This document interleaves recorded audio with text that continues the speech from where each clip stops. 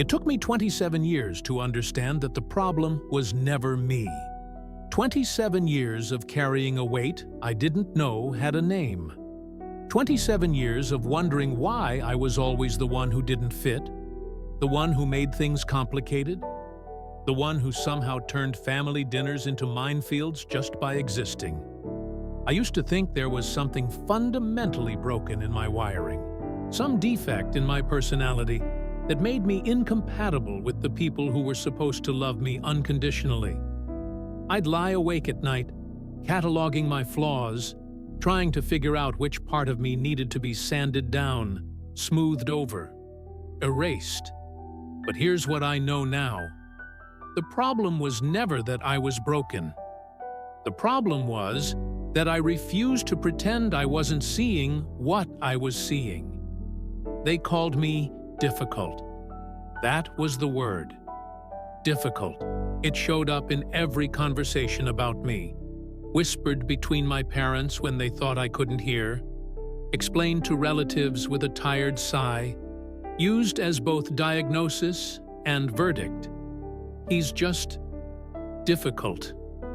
But difficult is an interesting word, isn't it? Because it doesn't actually describe me. It describes the effort required to manage me, the inconvenience of my existence, the problem of a child who wouldn't cooperate with the family's carefully maintained fiction. I wasn't difficult. I was honest. And in my family, those two things were somehow the same. My brother learned early how to smile and nod, how to accept compliments he didn't deserve, and criticism he didn't earn with the same pleasant neutrality. How to be present in a room without actually being there. A skill I've come to recognize as survival. My sister perfected the art of anticipating moods, reading invisible weather patterns, adjusting her personality like a thermostat to keep everyone comfortable. She could be bubbly when cheerfulness was required, serious when gravity was needed, invisible when visibility was dangerous. But me? I had this unfortunate habit of saying what I actually thought, of asking questions that had answers no one wanted to speak aloud, of refusing to laugh at jokes that weren't funny, of declining to pretend that obvious problems didn't exist. They called me difficult. In reality, I was the only one who refused to lie. The basement. Everyone in my family knows about the basement, even though we've all agreed to pretend we don't. It's not what you're thinking. There was no crime scene, no hidden horror, no dramatic revelation that would make sense of everything in a single, clean explanation. That's not how dysfunction works in families like mine. It's quieter than that, more insidious. The basement was where my father went when he drank. Not every night, but enough nights that the sound of his footsteps on those stairs became a form of weather, something to check for, to brace against, to navigate around. He'd go down there with a bottle, and the house would change. My mother's voice would get higher, tighter. My siblings would evaporate into their rooms. The air itself would become thinner, harder to breathe. And in the morning, we'd all pretend it hadn't happened. That was the rule.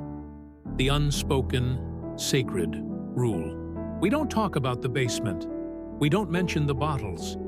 We don't acknowledge the version of Dad who stumbles up those stairs at 2 a.m., or the version of Mom who locks their bedroom door, or the version of us who lie perfectly still in our beds, pretending to be asleep. I was 12 when I first broke the rule. It was a Sunday. We were at my grandmother's house for lunch, one of those mandatory family gatherings where everyone performs the role of a functional, happy family for an audience of each other. My grandmother asked my father how work was going. A simple question, the kind of polite social lubrication that keeps family gatherings from stalling. And my father gave his usual answer. Great, couldn't be better. I don't know what possessed me. Maybe I was tired. Maybe I'd reached some internal limit I didn't know I had. Maybe I was just 12 and stupid. and hadn't yet learned that some truths are not meant to be spoken. I said, "That's not true."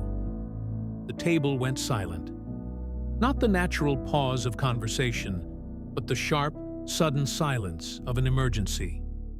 Everyone stopped mid-motion, forks halfway to mouths, glasses suspended in air. My mother's smile didn't fade. It froze, like someone had hit pause on her face. "What did you say?" my father asked.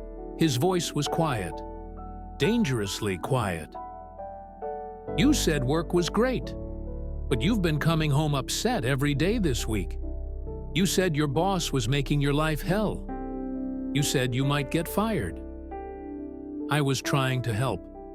In my 12-year-old logic, I thought I was supporting him, showing him he didn't have to pretend, that we all knew things weren't great, that it was okay. But that's not how my family worked. My father's face did something I'd never seen before. It crumpled and hardened at the same time, like paper being burned. My mother's hand shot out under the table and gripped my knee so hard I had bruises the next day. "Excuse us," she said brightly to my grandmother. "Kids and their imaginations." She dragged me outside. Not roughly. My mother never did anything roughly where others could see, but firmly, inexorably. We stood by her car in the driveway, and she bent down to my level, her face inches from mine. "We do not," she said, her voice shaking, "air our private business in public." "But Grandma's not public," I said. "She's family." "Exactly. Which is why you just embarrassed your father in front of his mother. Which is why you made him look like a failure. Which is why you betrayed this family's trust." I remember the word betrayed, as if telling the truth was the same as treason. After that, I started noticing things. The way conversations would pause when I entered a room, then resume in a slightly different key. The way my siblings would shoot me warning looks when I'd start to speak at family dinners. The way my mother's jaw would tighten when I'd ask direct questions about things everyone else seemed content to ignore. I was being trained, I realize now, trained to understand that my role in this family was to be silent, compliant, and above all, collaborative in the collective delusion. But I was a slow learner. When I was 14, I asked my mother why she stayed in the bedroom when my father was in the basement drinking. It was just us, just a quiet evening, just a question. She looked at me like I'd slapped her. "Your father doesn't drink," she said. I stared at her. "Mom, I can hear the bottles. Your father enjoys a beer after work. That's not drinking." But this conversation is over. It wasn't anger in her voice. It was something worse. It was fear. Fear of me. Fear of what I might say. Fear of what I might make her acknowledge. I learned that day that there are things more important to families than truth. Things like image, comfort, the agreed-upon story. And I learned that I was threatening all of them. The comparisons started around then. Nothing overt, nothing you could point to and say, "This is abuse." Just small comments, scattered observations, jokes that weren't quite jokes. My brother got accepted to a good college. At dinner, my father raised his glass. "To my son, who's making this family proud." I'd gotten accepted to college too, just a few months earlier, to a better school, actually. But there'd been no toast then, no declaration of pride, just a nod and a, "That's good." When I pointed this out later to my mother, she sighed. "Why do you always have to make everything about you? Can't you just be happy for your brother?" As if my observation was petty jealousy, rather than a reasonable question about why the same achievement was celebrated so differently, depending on who achieved it. Or there was the time my sister got engaged. The whole family gathered for a celebration. My aunt pulled me aside and said, "You must be so happy for her. I know it's hard when your younger sibling reaches milestones first." I wasn't even dating anyone, hadn't expressed any interest in marriage. But somehow, my sister's engagement was framed as my failure, as if the natural order had been disrupted, the younger daughter succeeding where the older son had failed at something he wasn't even attempting. Or the Christmas, when my mother was distributing presents and made a joke. A light, tinkling laugh accompanied it about how she'd spent the same amount on everyone, even though some people are more appreciative than others. Everyone looked at me. I hadn't complained about gifts. I'd thanked her for every present. But I'd also, a few weeks earlier, mentioned that I wouldn't be able to make it to every family event that year because of work. Apparently, that was equivalent to ingratitude. There were countless other moments, small paper cuts that individually meant nothing but collectively bled me dry. The time my mother showed my baby photos to my brother's girlfriend and said, "He was such a sweet child. I don't know what happened."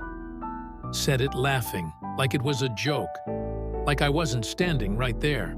The time my father told a story at a party about how I'd cried on the first day of kindergarten, told it in that fond but mocking tone that invited everyone to laugh at the sensitive child I'd been.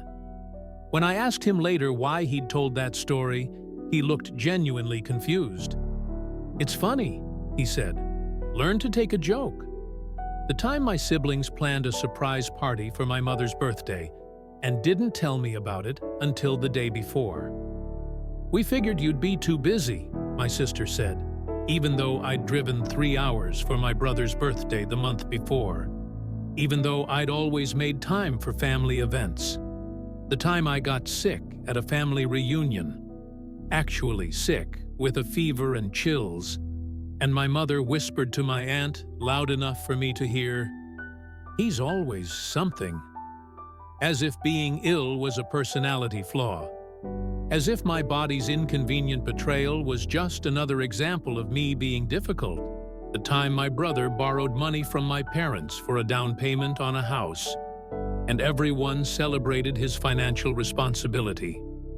2 years later, when I asked for a loan to help with medical bills, my father said, "We've helped you enough over the years," even though they hadn't, even though the only money they'd given me was $100 for my 21st birthday. When I pointed out the discrepancy, my mother said, "Your brother pays us back. You just want handouts." I hadn't even accepted the loan yet. She'd already decided I would fail to repay it. The time I brought a date to a family event, the first person I'd introduced to them in years, and my mother pulled me aside after 15 minutes and said, "She seems nice, but don't you think she's a little out of your league?" The time my father gave career advice to my siblings at a family gathering, talking about opportunities and strategies and connections, when he turned to me, he said, "Well, you've always done your own thing, so I won't waste my breath." As if my independence was a rejection rather than survival. As if not asking for his help meant not deserving it. The time I posted a photo on social media of a trip I'd taken, and my mother commented, "Nice to see you're enjoying yourself while the rest of us are here dealing with real life." I'd used my own vacation days, my own money, but somehow my enjoyment was an indictment of my character. The time I mentioned in passing that I was feeling stressed about work, and my sister said, "At least you have a job. Some people have real problems." As if my stress didn't count. As if I wasn't allowed to struggle unless my struggle was greater than everyone else's. The time my parents came to visit me in my new apartment, the first place I'd owned, a milestone I was proud of, and my father looked around and said, "Well, it's small, but I guess it works for you." No congratulations. No pride. Just a veiled criticism wrapped in a statement of fact. These moments seem small when I describe them. Isolated incidents. The kind of thing you could dismiss as oversensitivity or reading too much into things. But they weren't isolated. They were constant. A steady drip of subtle messages. You are less than. You are the problem. You are the reason this family isn't happy. Each comment alone was deniable. But together, they formed a narrative. A story about who I was in this family. And the story never changed, no matter what I did. If I was successful, I was showing off. If I struggled, I was weak. If I was independent, I was distant. If I asked for help, I was needy. If I set boundaries, I was selfish. If I accommodated their demands, I was a pushover who deserved no respect. There was no winning, because the game was rigged from the start. I wasn't a person to them. I was a function, a receptacle for every doubt, every insecurity, every unspoken resentment they couldn't direct at each other. And the worst part? I believed it was my fault. I believed that if I could just figure out the right combination of behaviors, the right way to be, they would finally see me clearly, finally love me the way I needed to be loved. I didn't understand yet that they were never looking at me. They were looking at the role they'd assigned me, and no amount of changing myself would change the role. I was 23 when I first heard the term scapegoat. I was in therapy, finally, after years of depression I couldn't explain.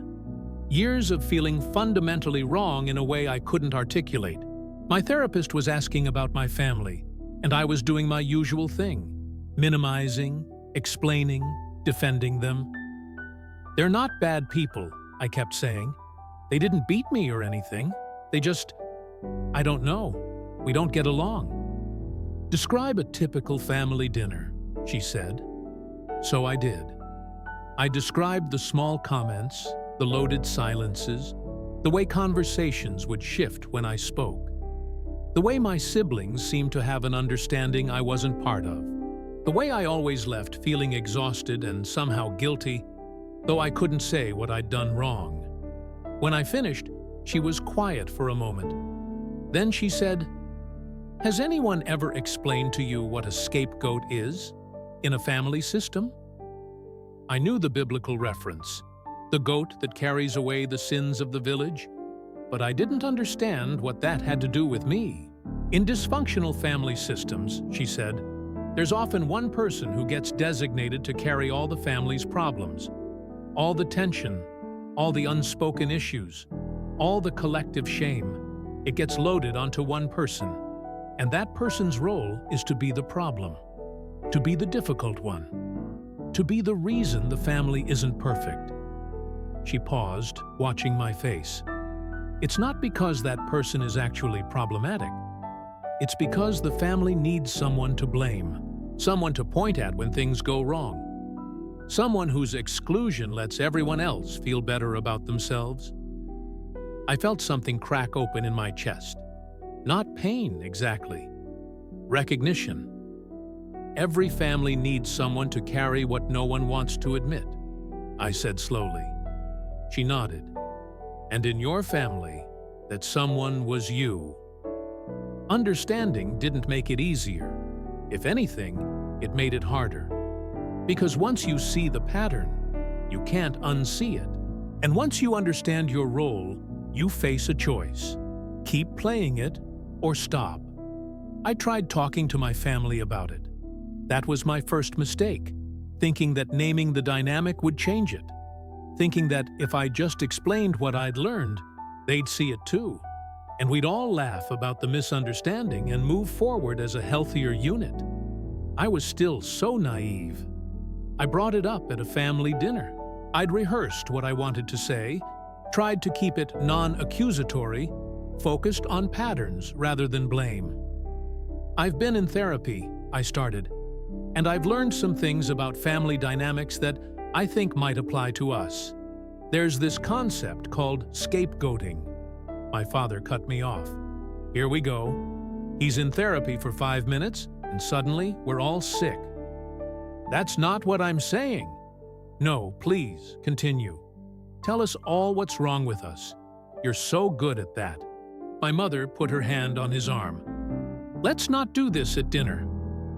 "I'm not trying to attack anyone," I said. "I'm just trying to understand why I always feel like the odd one out. Why I'm always the one who's wrong." My sister laughed.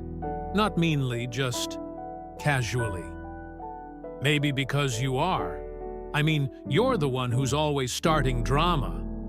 "I'm not starting drama. I'm trying to have a real conversation." "See?" My brother gestured at me like I was Exhibit A in his case.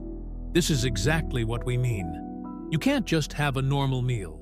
You have to turn everything into a therapy session." I looked around the table, at their faces, united in a subtle consensus. I was being crazy, oversensitive, making problems out of nothing. And the worst part? A part of me still believed them. The punishment for seeing clearly is isolation. Not the dramatic kind. Not exile or disownment or cut-off contact. That would be too obvious, too clear, too easy to point at and say, "This is wrong." No, the punishment was quieter than that. It was my mother calling my siblings every week and me once a month. It was family photos on social media that I wasn't in, not because I'd been excluded from the event, but because I'd left early or was in the bathroom. Or, most often, no explanation at all. Just my absence, visible and unremarked upon. It was invitations that came late, too late to actually accommodate. "Oh, did we not tell you? Sorry, we thought someone had mentioned it." It was conversations that would stop when I entered rooms, then resume as if I'd interrupted something private. No, nothing important. Just catching up. It was the gradual understanding that my family had a group chat I wasn't part of, that they made plans without me, that my siblings had a shorthand with my parents I'd never developed, that I existed at the periphery of a unit that had closed ranks without me. The absence of warmth is its own kind of cold. I remember my grandmother's funeral. I was 30. I'd driven 6 hours to be there, taken time off work, brought flowers. At the reception, I stood alone most of the time. Not because people were actively avoiding me, but because no one sought me out. No one saved me a seat. No one waved me over to join conversations. My siblings stood together, arms around each other, united in grief. My mother moved between relatives, gracious and composed. My father held court with his brothers, telling stories. And I stood by the dessert table, eating a cookie I didn't want, trying to look like I was supposed to be alone. An old family friend approached me. "You must be so sad," she said kindly. "Your grandmother loved you so much." I don't know why that broke me. Maybe because it was the first kind thing anyone had said to me in hours.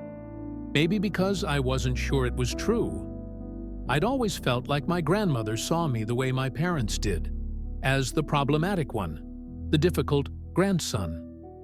I excused myself and cried in my car for 20 minutes before driving home.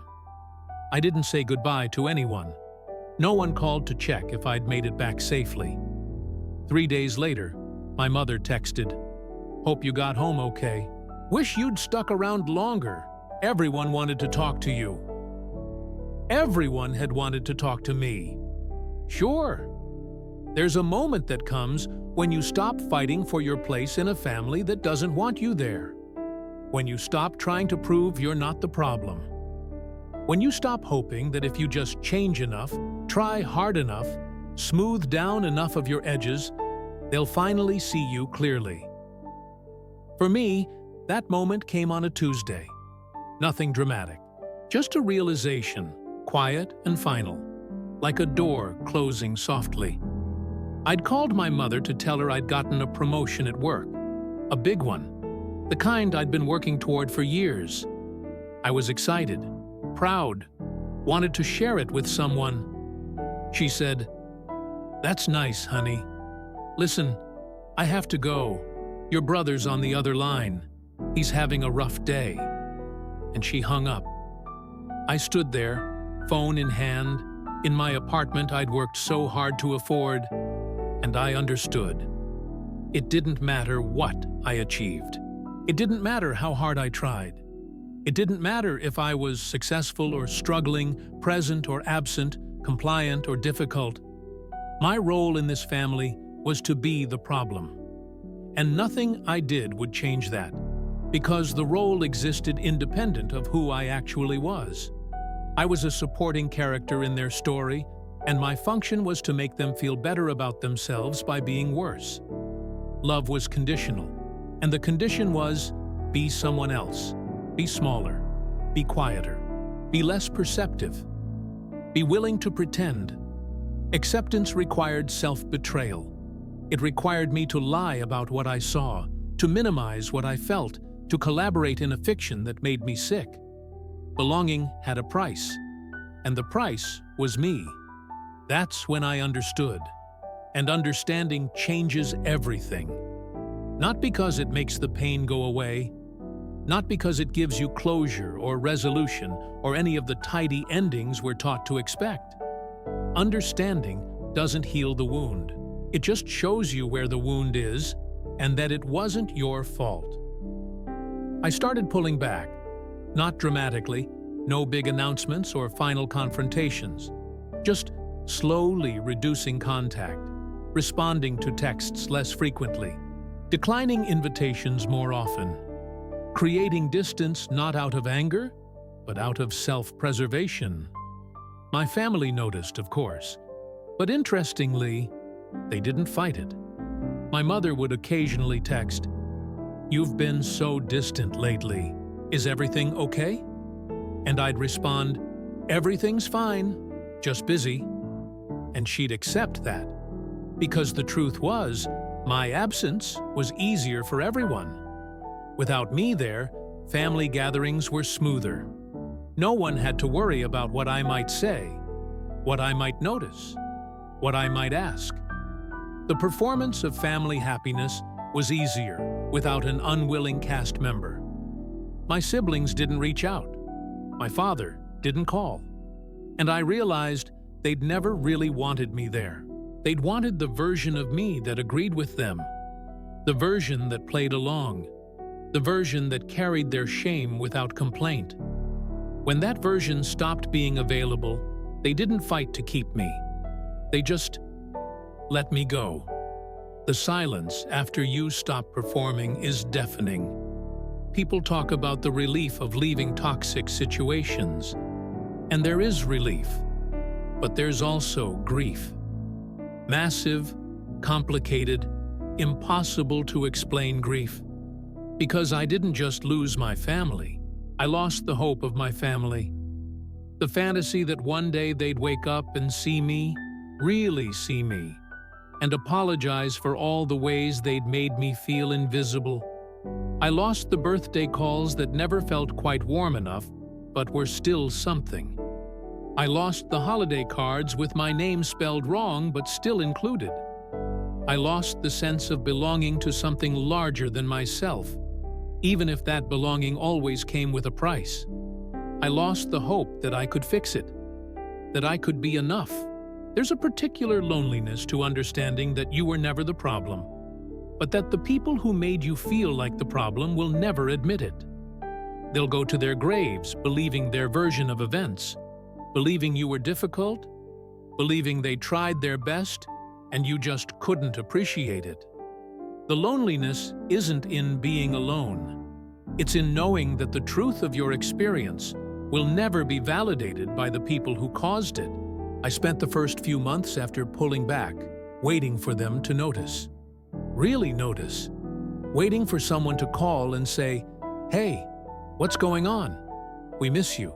Are you okay?" But that call never came. What came instead were occasional breezy texts. "Hope you're well." As if we were distant acquaintances, not family. As if decades of history could be contained in an exclamation point. I'd see photos of family gatherings on social media, Everyone smiling, arms around each other. The captions would say things like, "Family is everything," and "Blessed to have these people in my life." And I wasn't in the frame. Not because they were trying to hurt me, just because my absence had become so normalized, so expected, that they didn't even think to include me anymore. I'd become the family member who doesn't really do family stuff, the one who's too busy with his own life. They'd rewritten the narrative. In their story, I was the one who left, the one who chose distance, the difficult son who couldn't be bothered to make an effort. And maybe that was easier for everyone. There were nights when I'd scroll through old photos on my phone, pictures from when I was younger, when I still believed I could make them love me if I just tried hard enough. Pictures of me smiling at family events, forcing brightness I didn't feel. Pictures where I could see, now, the distance in my eyes even when I was physically present. I'd been leaving long before I actually left, pulling back piece by piece, year by year, until there was barely anything left to sever. I'd go to work and listen to colleagues talk about their families, about Sunday dinners and inside jokes and siblings who called just to chat. And I'd smile and nod and feel a hollowness in my chest that had no name. Because how do you explain that you're grieving people who are still alive? That you're mourning a relationship that never actually existed? That you're homesick for a home you never had? I'd see happy families in restaurants, at parks, in commercials, and feel a pang of something that wasn't quite envy. More like phantom pain. The ache of a limb that was amputated before it ever fully grew. The holidays were the worst. Everyone expects you to be with family during the holidays. When people asked what my plans were, I'd say, just keeping it low-key, or catching up on rest. And they'd look at me with pity that made me want to crawl out of my skin. The first Thanksgiving after I stopped trying, I volunteered at a soup kitchen. Not out of altruism, exactly. More like I needed to be around people, but not people who would ask questions about my family or expect me to pretend I was okay. I served food to strangers and felt more connection in those anonymous exchanges. Would you like more green beans? Yes, thank you, than I'd felt at a family table in years. Christmas was worse. The silence of my apartment on Christmas morning was so thick I could barely breathe. No stockings, no tradition, no remember when stories. Just me and my coffee, and the aggressive cheerfulness of Christmas movies I couldn't bring myself to turn off because the silence underneath was worse. I called a friend around noon. He was at his parents' house, surrounded by noise and warmth and chaos. "How are you holding up?" he asked, stepping outside so he could hear me. "I'm okay," I lied. "You can come here, you know. My mom always makes too much food." I thanked him, but declined. The idea of being absorbed into someone else's family, even temporarily, even kindly, felt unbearable. Like wearing clothes that didn't fit. Like pretending to be someone I wasn't all over again. I spent that evening watching snow fall outside my window, trying to remember a single Christmas from my childhood that had felt magical. Trying to remember a moment when I'd felt truly wanted, truly seen, truly home. I couldn't find one. Maybe that should have made it easier. If I'd never had it, I couldn't miss it, right? But that's not how it works. You can grieve what you never had. Maybe that grief is even worse, because there's no concrete memory to hold on to, no specific moment you can point to and say, "That's what I lost."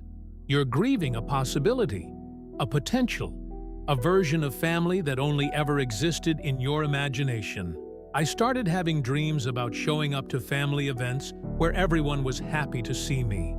Dreams where my mother hugged me, and my father asked about my life with genuine interest, and my siblings laughed with me instead of at me.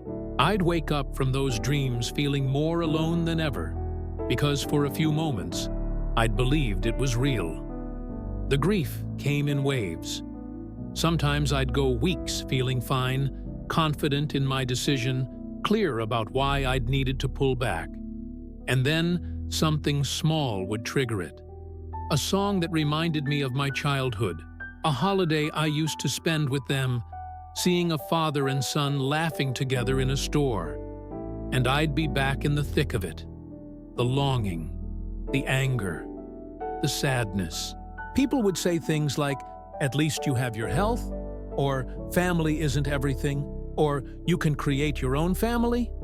And they weren't wrong, but they also weren't helping. Because grief doesn't work on logic. Grief doesn't care that I'm better off without them. Grief doesn't care that staying would have destroyed me. Grief only knows what's missing, and what's missing is enormous. I'd catch myself sometimes, in moments of success or struggle, reaching for my phone to call them. It was instinct, muscle memory, years of conditioning that said, family is who you call when something happens. And then I'd remember. They weren't my people to call. They'd never really been my people to call. And even when I had called them, they'd never really been there. But knowing that didn't stop the reflex. Didn't stop the split second of forgetting. The moment before reality reasserted itself. When I still believed I had a family I could turn to. Those moments were cruel, little ambushes of hope, followed by the crash of remembering. I learned to sit with the grief instead of fighting it, to let it wash over me without trying to fix it or explain it away or talk myself out of feeling it. The grief was real. The loss was real. Even if what I lost was only ever a hope, a possibility, a dream. And slowly, very slowly, the waves came less frequently. The grief didn't disappear. I'm not sure it ever fully does. But it became something I could live with, something I could carry without it crushing me. I learned that you can be lonely and still be okay, that you can miss something you never truly had, that you can grieve people who are still living their lives, completely unbothered by your absence. And I learned that sometimes the loneliness of standing alone is better than the loneliness of standing in a room full of people who don't see you. I'm 32 now, 5 years since that Tuesday, when I realized I couldn't keep trying to earn a place in a family that had already decided I didn't fit. People ask me sometimes if I regret it, if I miss them, if I wish things were different. And the answer is complicated. Do I miss having a family? Yes, every day. I miss the idea of people who are supposed to know you, supposed to show up for you, supposed to love you not despite your flaws, but including them. Do I miss my family? The actual one I had? No, because what I had wasn't family in any real sense. It was a performance I wasn't good at, a role I didn't want to play, a system that required my diminishment for everyone else's comfort. What I miss is the family I thought I could have if I just tried hard enough. The one that existed in my hopeful imagination. The one where telling the truth didn't make you the enemy. Where being yourself wasn't a betrayal. Where love didn't come with conditions written in invisible ink. That family never existed. And mourning it is like mourning a person who died. Except the person never lived in the first place. Here's what I've learned. Some families don't want children. They want mirrors. They want reflections of their own beliefs, their own worldviews, their own carefully constructed stories about who they are. And when you refuse to reflect back what they want to see, when you insist on being a whole separate person with your own perceptions and thoughts and truths, you become a problem to be managed rather than a person to be loved. My family didn't need someone to carry what no one wanted to admit. They needed someone to carry it silently, to absorb the dysfunction and metabolize it without making anyone uncomfortable.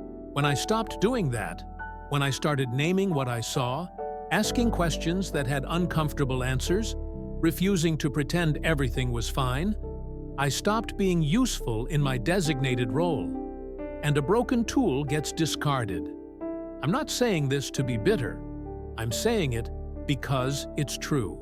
And maybe you need to hear it too. If you've spent years wondering why you're the one who never quite fits, the one whose presence seems to make everyone uncomfortable, the one who's always accused of being too sensitive, too serious, too much. Maybe you're not the problem. Maybe you never were. Maybe you're just the only one who wouldn't pretend. I have a different life now. Chosen family. Friends who show up, who call when I'm struggling, who remember my birthday without needing a Facebook reminder. Colleagues who value my directness. A partner who loves that I ask questions instead of assuming. People who don't need me to be smaller to feel big. It's not perfect. I still flinch when someone gets quiet, waiting for the punishment. I still over-explain myself, trying to preempt accusations of being difficult. I still carry the instinct to apologize for existing. The damage doesn't just disappear because you remove yourself from the source. It lives in your body, in your reflexes, in the ways you've learned to move through the world expecting rejection. I remember the first time a friend got upset with me about something legitimate. I'd forgotten to call her back when I'd promised I would, and she said, "Hey, that hurt my feelings." Just that. Direct, clear, no subtext. My immediate response was panic. Full-body panic. I started apologizing profusely, over-explaining, trying to justify my forgetfulness while simultaneously condemning myself for it. I was prepared for punishment, for coldness, for her to tell other friends what a terrible person I was, for exclusion. She looked confused. "It's okay," she said. "I just wanted you to know. Can you try to remember next time?" That was it. No weaponized silence. No week-long cold shoulder. No bringing it up months later as evidence of my character flaws. Just a clear statement of hurt and a simple request for different behavior in the future. I almost cried from the relief of it. That's when I realized how deeply the dysfunction had rooted itself in me. I didn't know how to handle healthy conflict. I didn't know that disagreement could exist without destruction. I didn't know that someone could be disappointed in me without deciding I was irredeemable.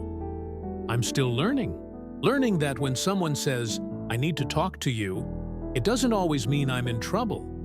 Learning that being honest about my feelings won't result in punishment. Learning that taking up space isn't inherently selfish. My partner has been patient with this learning process, more patient than I probably deserve. Early in our relationship, I'd apologize constantly for having needs, for expressing preferences, for existing in ways that required accommodation. "Sorry, I'm tired tonight. Sorry, I don't feel like going out. Sorry, I need some quiet time."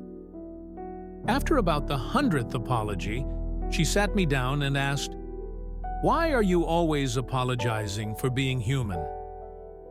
I didn't have an answer. Or rather, I had too many answers. Because I'd been taught that being human was an imposition, that having needs was burden, that taking up space required justification. She's helped me unlearn that, slowly, gently, by consistently showing me that love doesn't have to be earned through perfect behavior, that I can have a bad day without being a bad person, that I can ask for what I need without it being held against me later. But even now, years into healing, I catch myself doing the old dance, testing, watching for signs of withdrawal, expecting the other shoe to drop. When she's quiet, my first thought is, what did I do? Not, she's probably just tired, or she's thinking about work. My default assumption is that silence equals displeasure equals my fault. When plans change, I assume I'm being excluded. When someone doesn't text back immediately, I assume I've said something wrong. When a friend seems distant, I catalog every recent interaction, searching for my mistake. My therapist calls these trauma responses. My body learned to be hypervigilant because hypervigilance kept me safe in an environment where I was always one wrong move away from emotional exile. And even though I'm not in that environment anymore, my nervous system hasn't quite gotten the memo. I'm working on it, actively, deliberately working on it. I practice saying, I need, instead of, I'm sorry. I practice setting boundaries without lengthy explanations. I practice taking people at their word instead of searching for hidden meanings. It's hard. Some days it feels impossible. Some days I slip back into old patterns so easily it's like I never left. But I'm surrounded by people now who notice, who gently point out when I'm over-apologizing, who remind me that I'm allowed to want things, who celebrate my directness instead of punishing it. My friend group, my chosen family, knows my history. I told them, haltingly over time, the broad strokes of why I don't talk to my biological family. And their response was everything my family's never was. They believed me. They didn't minimize it or explain it away or suggest I was being too sensitive. They didn't tell me to give them another chance, or that family is family, or that I'd regret it someday. They just said, that sounds really hard. I'm sorry that happened to you. And then they showed up. Consistently, reliably.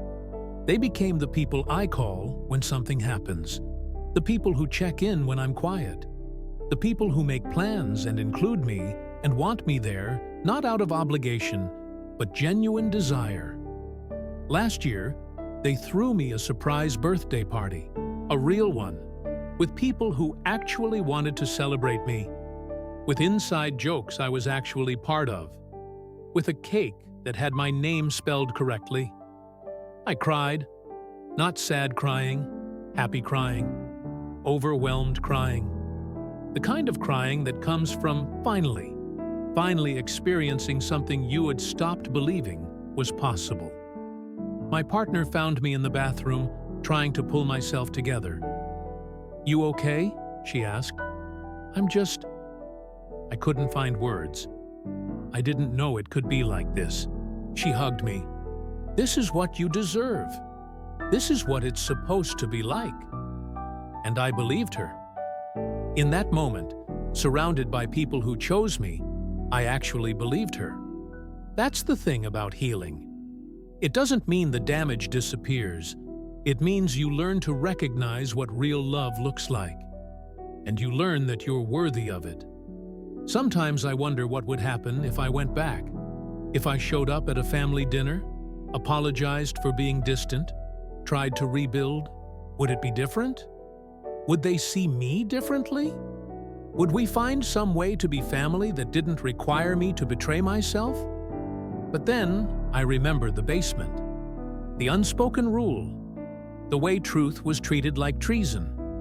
And I know nothing would change, because the problem was never me, and the solution was never anything I could do. The problem was a system that required a villain, a family structure that couldn't tolerate honesty, a collective agreement to maintain a fiction at any cost. I can't fix that. I can only refuse to participate in it. And that refusal, that simple, quiet refusal to keep playing a role that was killing me, is the most honest thing I've ever done. What if the problem had never been you? What if the difficult child was actually the truthful one? What if the black sheep was just the only one willing to see the flock clearly? What if your family didn't fail to love you? What if they just loved their comfortable lies more? These aren't rhetorical questions. These are invitations to look at your own story differently. To consider that maybe, just maybe, the narrative you've been given about yourself is wrong. Not everyone who leaves a family is running away. Sometimes they're running toward themselves. Not everyone who tells uncomfortable truths is causing problems. Sometimes they're just refusing to participate in the collective delusion. Not everyone who's been called difficult deserves the label. Sometimes they're just difficult to control, difficult to manipulate, difficult to force into a box they were never meant to fit. You've spent years believing you were the problem, years trying to fix yourself, smooth yourself down, become acceptable. What if there's nothing to fix? What if you were always enough, and they just didn't have the capacity to see it? What if the problem wasn't that you were telling the truth about what happened in the basement, or at the dinner table, or in the small moments no one else wants to remember? What if the problem was that they needed you to lie? I can't tell you what to do with your family. I can't tell you whether to stay or leave, to keep trying or to let go, to hope for change or accept what is. Those are your decisions to make, based on your specific situation, your specific pain, your specific capacity for what you can and cannot carry. But I can tell you this: you are not imagining it. The coldness is real. The exclusion is real. The feeling of being perpetually wrong is real. And it's not your fault. You were a child who needed love, safety, belonging. And instead, you got a role, a function, a purpose that served everyone except you. That's not a failing on your part. It's a failing on theirs. You deserved better. You still deserve better. And one day, maybe not today, maybe not next year, but one day, you'll stop waiting for them to give you what they never had to offer, and you'll give it to yourself instead. The validation, the acceptance, the unconditional love that doesn't require you to be anyone other than exactly who you are. That's when you'll finally be free. Not when they apologize. They probably never will. Not when they understand. They probably never can. But when you understand, when you see clearly that their limitations have nothing to do with your worth, when you stop measuring yourself by a metric designed to keep you small, when you walk away from the table where you're being served crumbs and realize you've been hungry your whole life, not because food wasn't available, but because you weren't allowed to eat. The child who became the problem for telling the truth grew up, and he learned that some truths are worth telling even when no one wants to hear them, even when telling them costs you everything, even when the price of honesty is belonging. Because the alternative, staying silent, playing small, betraying yourself to keep the peace, costs more. It costs you, and you're worth more than that. You always were.